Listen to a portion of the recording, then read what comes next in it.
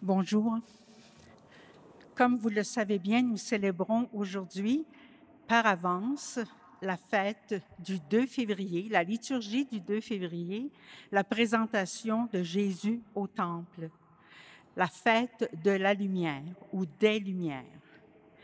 En même temps, c'est la journée de la vie consacrée que nous célébrons comme diocèse dans la cathédrale. Nous avons voulu souligner cet événement dans le cadre du 375e anniversaire de la Fondation de Montréal. C'est évident qu'il y a eu de la vie consacrée sur le sol de Montréal très tôt. Évidemment, on ne peut pas représenter en les nommant chacun des groupes de vie consacrés qui, depuis ces longues années, sont ici. Alors, la procession d'entrée va illustrer cette présence de la vie consacrée sous différentes formes depuis avant même 1642, puisque les Récollets et les Jésuites venaient faire du service sans pourtant y résider. Nous avons donné une place spéciale à la période immédiate de la Fondation, où des groupes étaient présents. Vous allez en voir 4, 3 communautés, et puis Jeanne Lebert, la recluse, qui était consacrée. Ensuite, c'est par bloc de 50 ans que nous allons illustrer la présence et le service de la vie consacrée dans ce diocèse. Alors, faisons de cette célébration une action de grâce, un temps de joie, un temps de reconnaissance qui veut penser aussi à l'avenir, que la vie consacrée ne cesse pas d'être active dans ce diocèse. Bonne célébration.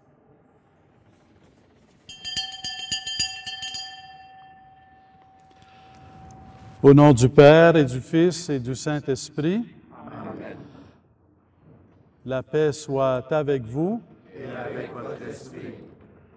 Chers frères et sœurs dans le Christ, en cette célébration diocésaine et anticipée de la Journée mondiale de la vie consacrée, permettez-moi de saluer tout d'abord Monseigneur Faubert, évêque auxiliaire à Montréal, tous les prêtres, diacres, séminaristes et candidats et candidates à la vie consacrée. Je vous remercie d'être venus et de vous joindre à nous en cette célébration significative pour l'Église de Montréal. Je salue aussi tous les fidèles qui sont venus nombreux, tous les amis de la vie consacrée. Enfin, en cette année, nous soulignons le 375e anniversaire de la Fondation de Montréal.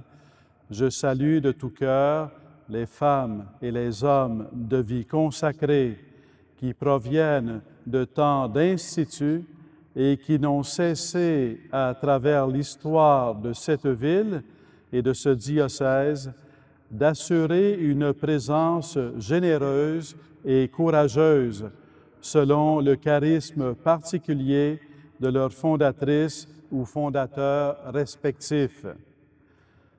Aujourd'hui, je suis très heureux de vous accueillir, chacun et chacune d'entre vous, pour célébrer ensemble cette fête de la présentation du Seigneur qui a été déclarée par le pape Saint Jean-Paul II, Journée mondiale de la vie consacrée. Dear brothers and sisters, 40 days will have passed since we celebrated the joyful feast of the Nativity of the Lord. Today is the feast of the Blessed Day, when Jesus was presented in the temple by Mary and Joseph. Outwardly, the Lord was fulfilling the law, and he was coming to meet his believing people. Gathered together by the Holy Spirit, we celebrate the anniversary of consecration to Ville-Marie, Montreal, and we ask the Lord to continue to serve the mission in His name.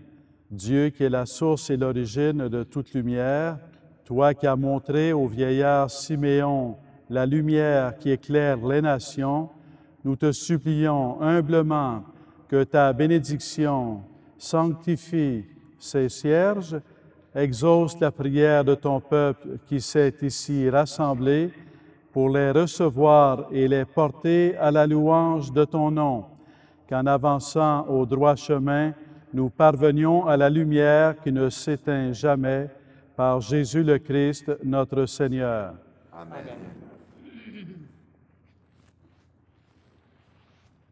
Avançons maintenant dans la paix à la rencontre du Seigneur.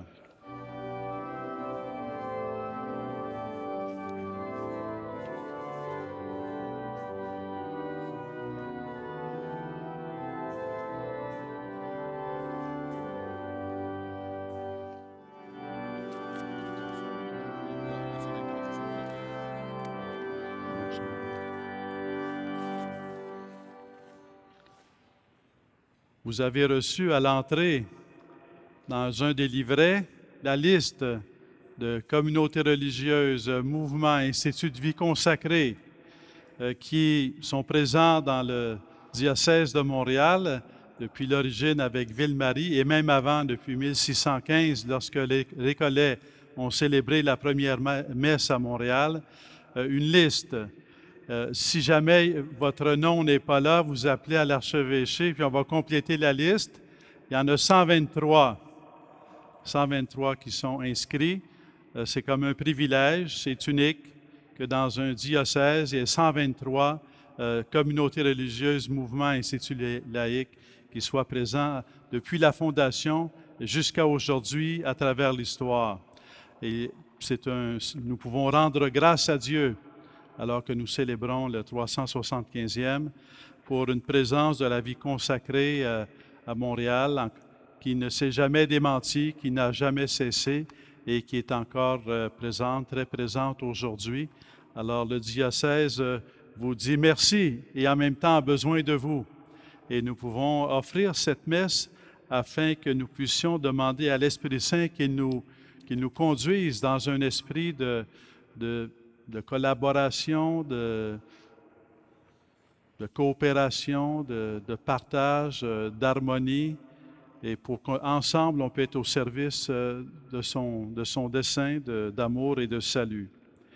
Nous pouvons donc rendre gloire à Dieu en le remerciant pour la présence, le don de la vie consacrée à son Église et en particulier au diocèse de Montréal et à Montréal.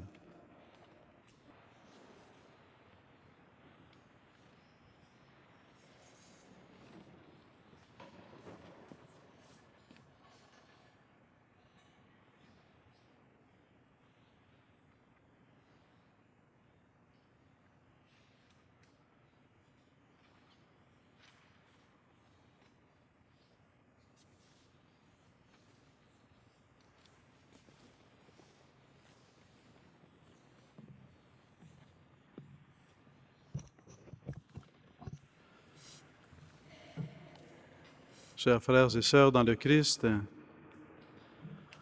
le moment que nous vivons ce matin est un moment important où ensemble nous venons nous présenter au Seigneur et lui présenter notre vie. La vie consacrée, votre vie consacrée, sincère et s'intègre dans la vie du Christ. Le premier consacré, c'est Jésus-Christ. À la limite, il est l'unique consacré. Il a consacré sa vie au Père.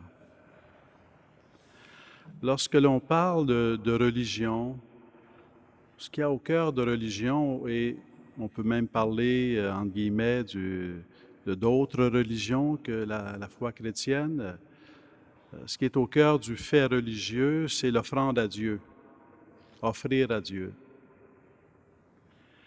Et certainement qu'à travers la Bible, de l'Ancien Testament au Nouveau Testament, offrir à Dieu, c'est important. Ça définit la foi du peuple d'Israël et la foi chrétienne. Mais en même temps, il y a comme une intériorisation de l'offrande. Dans un premier temps, offrir à Dieu, c'est pourquoi offrir à Dieu? Bien, parce qu'on a reçu de Dieu et on remercie Dieu en lui offrant. On a reçu de Dieu la vie, la nourriture, le bétail, le blé.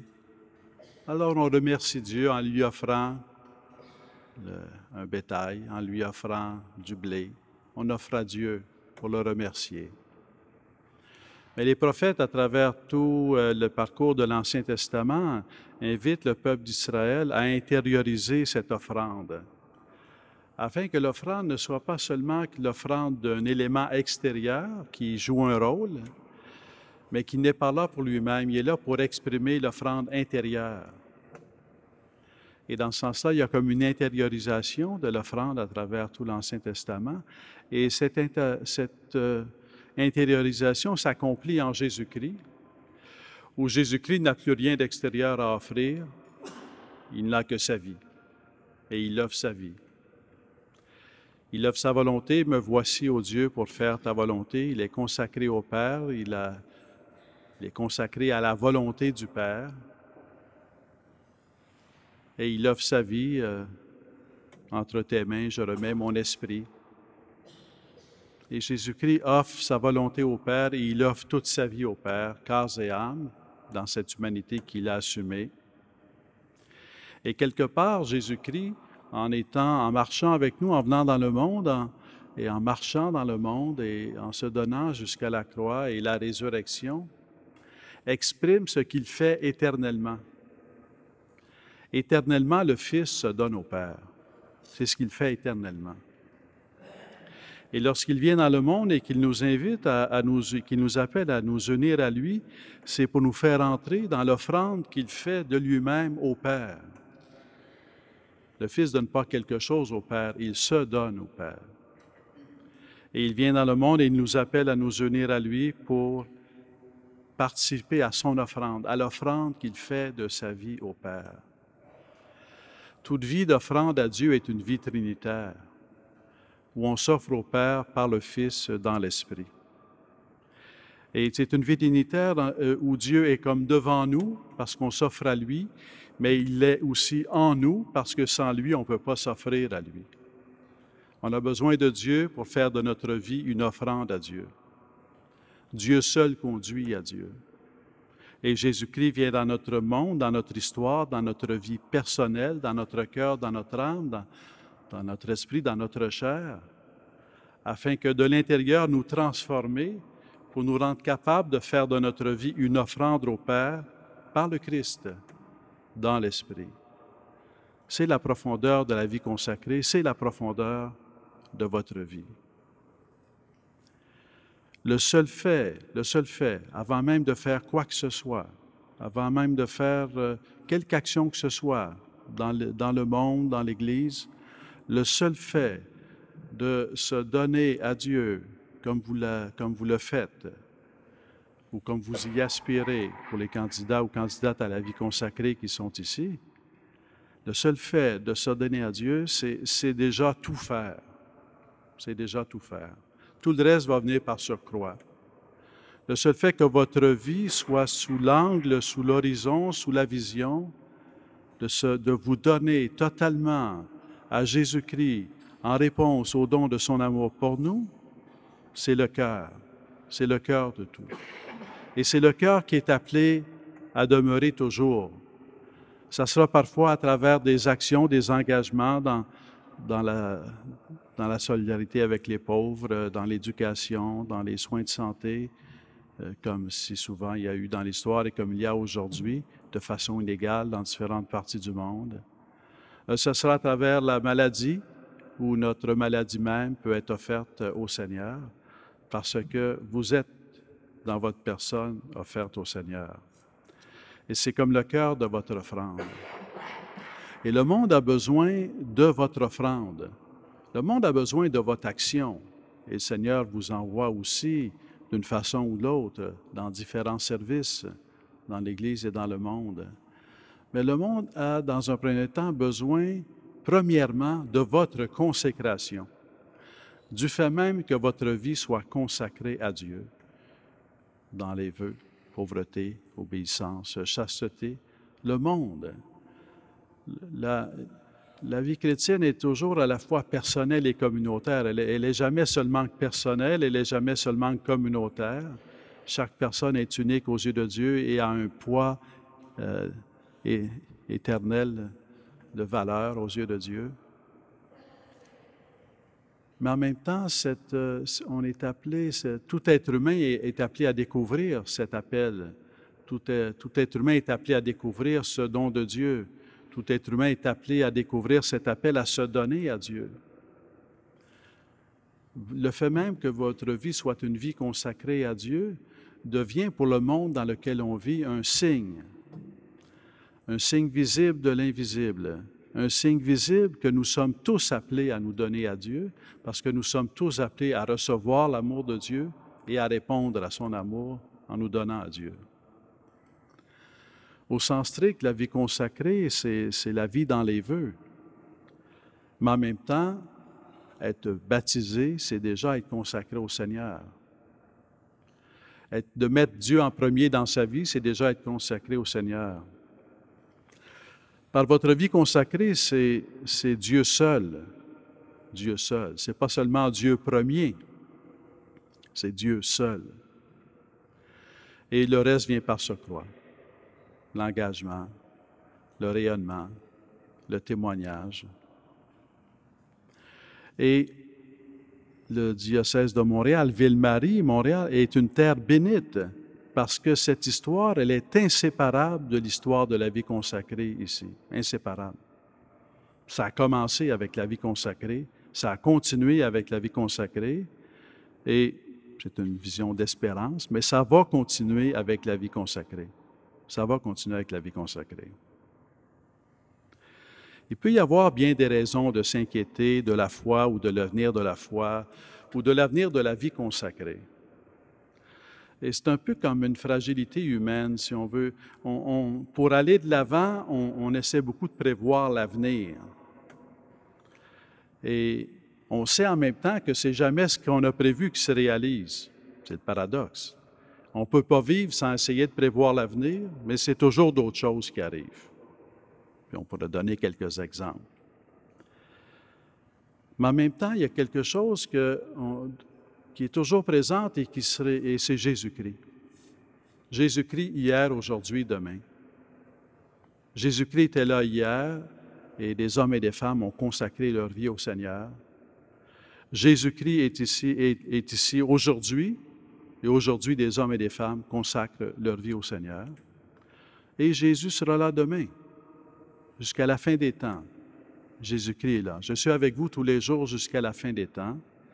Et jusqu'à la fin des temps, Jésus-Christ va continuer d'appeler des hommes et des femmes à se consacrer à lui. Le monde, l'Église, a besoin de la vie consacrée, a besoin du signe visible de l'invisible, du signe visible que le premier sens de la vie, c'est d'être aimé par Dieu et de donner sa vie à Dieu et d'aimer Dieu. C'est le premier sens de la vie. Par votre vie consacrée, vous êtes des signes visibles de cette réalité invisible, mais qui n'en est pas moins la réalité pour laquelle tout être humain est fait. L'occasion que nous avons de vivre le 375e est un temps, je dirais, un temps privilégié, une occasion. Il y a tellement de thèmes dans une année qui viennent de différents horizons. Mais le 375e est tellement lié à cette dimension de vie consacrée qu'on peut certainement la voir comme une occasion de renouveler notre propre vie consacrée jusqu'à la vie dans les vœux, en commençant par notre baptême, mais jusqu'à la vie dans les vœux, telle qu'est cette vie qui est la vôtre. Mais en même temps, d'avoir cette démarche d'espérance, parce que la vie consacrée, qu'est-ce qu'il fait qu'elle va de l'avant? C'est justement en s'appuyant sur Jésus-Christ, en s'appuyant sur la présence de Dieu. Je me donne au Seigneur, je ne sais pas ce qui va m'arriver demain, je ne sais pas ce à quoi ça va me conduire, mais j'y vais parce que le Seigneur va être là. Le Seigneur est avec moi, le Seigneur va être là. Le Seigneur, il ne nous dit pas, voici ce qui va arriver demain, là, voici ce qui va t'arriver. Il dit, je vais être là. Je vais être là avec toi. Et le Seigneur, il continue. Alors, c'est une occasion, ce 375e, je pense, de renouveler notre propre de vie comme vie donnée au Seigneur, mais en même temps, pour employer la belle expression de la première lecture d'aujourd'hui, de devenir des messagers de l'Alliance, des messagers de l'Alliance, messagers et messagères de l'Alliance avec Dieu. Parce que la vie consacrée, c'est une vie dans l'Alliance avec Dieu. C'est une vie dans l'union à Dieu, c'est une vie dans l'imitation de Jésus-Christ, c'est une vie dans l'Alliance avec Dieu et au service de l'Alliance avec Dieu. Et que le monde, dans certains de ses aspects, oublie Dieu, que le monde, dans certains de ses aspects, s'efforce à construire une vie sans Dieu et peut-être parfois rejette Dieu. C'est une situation, mais ce qui est plus profond que cette situation et qui fait partie de la situation, c'est que Jésus-Christ a tout porté sur la croix. Jésus-Christ a porté tous les rejets sur la croix, tous les oublis sur la croix, tous les refus sur la croix. Il les a portés en offrant sa vie au Père et en pardonnant et en allant jusqu'au bout du don de sa vie au Père, du don de la consécration de sa vie au Père. Et ce faisant, ça l'a conduit à la résurrection, cette puissance de vie, de rayonnement, qui a le pouvoir de toucher les cœurs. Je vous laisse avec un passage de Saint Paul. Saint Paul a ce don des phrases là, qui rassemblent tout en quelques mots, qui disent une réalité très profonde de la foi et qui s'applique à toute vie baptisée, mais qui s'applique particulièrement à la vie consacrée. Crucifié avec le Christ, pour être avec le Christ et pour le monde. Ça résume tout. Crucifié avec le Christ, parce que le don que nous faisons de notre vie au Père par le Christ dans l'Esprit nous amène au don total de nous-mêmes, en union au sacrifice du Christ sur la croix. Pour être avec le Christ, parce que ça nous rapproche de lui, parce que nous vivons à sa suite jusqu'au bout, et pour le monde, parce que c'est ce don que l'on fait de notre propre vie en union à l'offrande du Christ, devient le don de l'amour qui rayonne autour de nous, qui rayonne en nous, qui agit en nous, qui nous transforme, qui est à l'œuvre en nous, mais qui agit aussi à travers nous et qui a ce pouvoir à travers nous comme une lumière de toucher les cœurs qui ont besoin de Dieu. Je rends grâce à Dieu pour votre vie consacrée et si je peux me permettre, vous allez être invités tout à l'heure à renouveler vos vœux ensemble, tous ensemble. Et je vous invite donc à rendre grâce à Dieu de vous appeler, de vous avoir appelé à lui donner votre vie. Je vous invite à le remercier profondément. Seigneur, je te rends grâce de tout mon cœur de m'avoir appelé à me donner totalement à toi toute ma vie jusqu'à la fin, jusqu'au bout, jusqu'à la participation à ta croix. Merci Seigneur pour cet appel.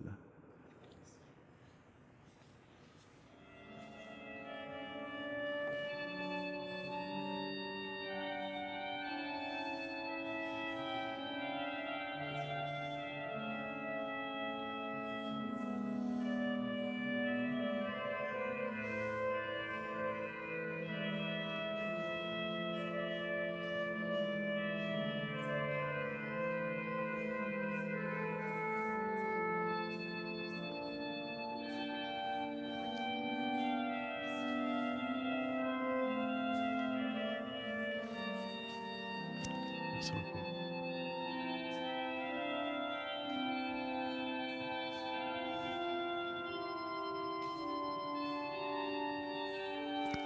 Merci beaucoup.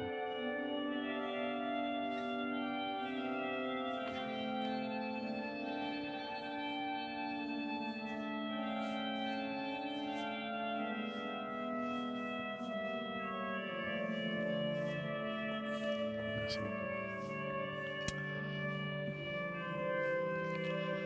Merci.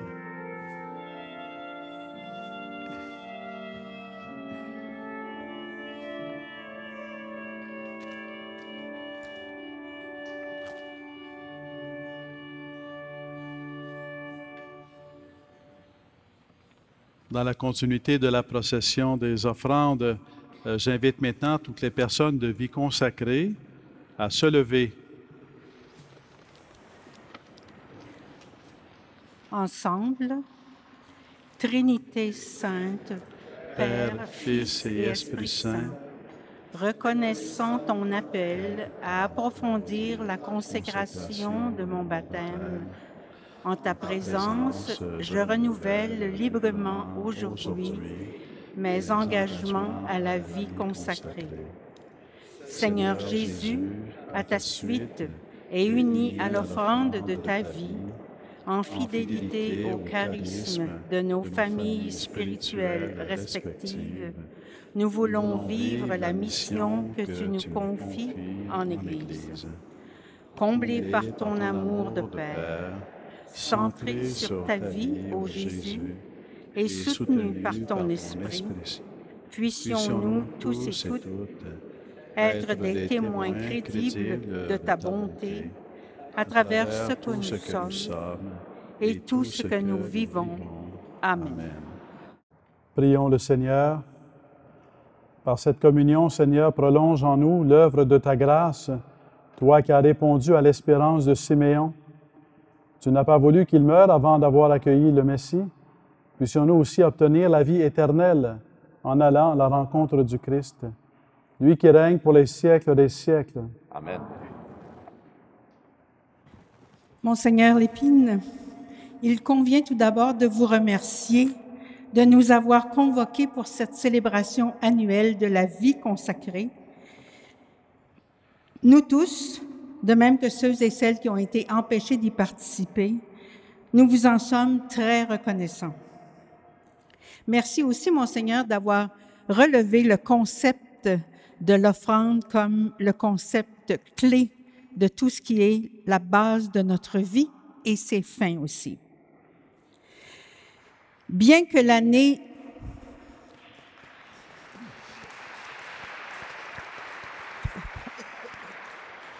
Bien que l'année 2017 soit déjà bien enclenchée, c'est pour nous le moment de vous exprimer quelques vœux. Vous ne m'en voudrez pas de m'être laissé inspirer par quelques passages du document « Le tournant missionnaire des communautés chrétiennes » publié depuis bientôt 1 an. Ce texte nous rappelait qu'il est salutaire de nous souvenir de ceux et celles qui ont ensemencé l'Évangile dans cette terre. C'est ce que nous avons essayé de faire par la célébration d'aujourd'hui et nous continuerons de nous en rappeler tout au long de cette année du 375e anniversaire.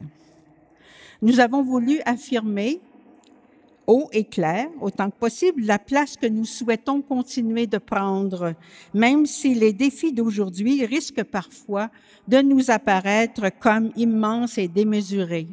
Mais qui parmi nous pourrait prétendre qu'ils sont plus grands que ceux qu'ont rencontrés nos pères et nos mères de jadis, il y a 375 ans?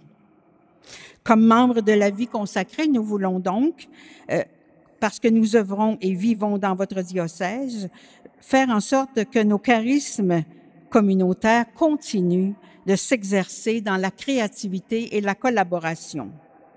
Nous souhaitons que vous puissiez trouver en nous, dans tous vos collaborateurs et collaboratrices en réalité, des forces vives qui s'engagent de tout leur cœur et avec tout le dynamisme possible au tournant missionnaire qui est souhaité pour cette Église.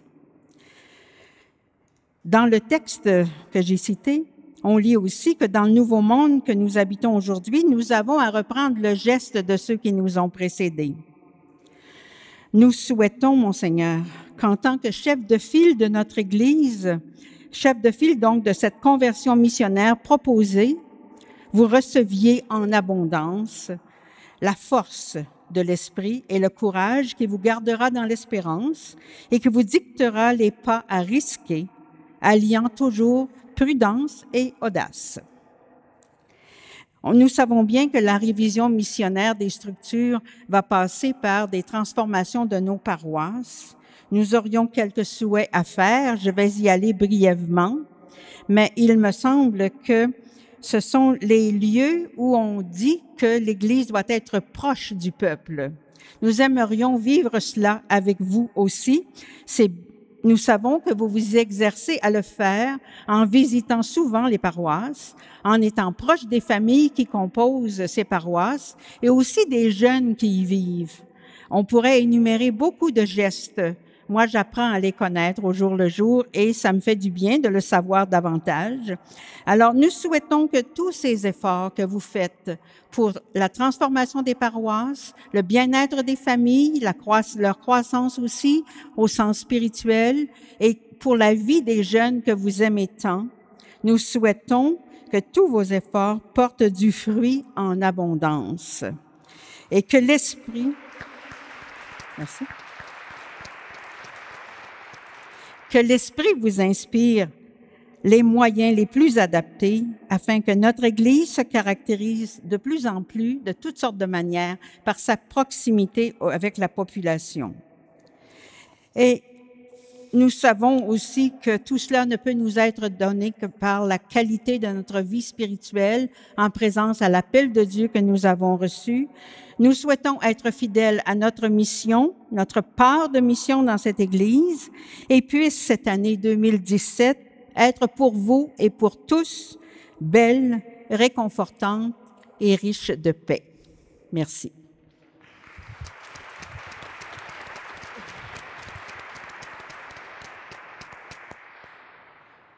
Je vous remercie, chère sœur Madeleine Rochette, pour les aimables vœux que vous venez de m'offrir en ce début d'année, au nom de toutes les personnes de vie consacrée ici présentes et au nom de celles qui n'ont pu venir. À mon tour, je veux vous souhaiter, à chacun et chacune d'entre vous, une joie toujours plus profonde, provenant de la grâce de votre consécration, une paix qui vous vient de votre fréquentation toujours plus étroite avec Jésus-Christ et une santé qui vous permet de servir les personnes que Dieu met sur votre chemin. Que le 375e anniversaire de la Fondation de Montréal, pour l'ensemble du diocèse, soit l'occasion de trouver une inspiration nouvelle dans votre mission par la fréquentation de ces femmes et de ces hommes qui ont planté ici un arbre devenu grand par la grâce de Dieu et pour sa gloire en terre d'Amérique.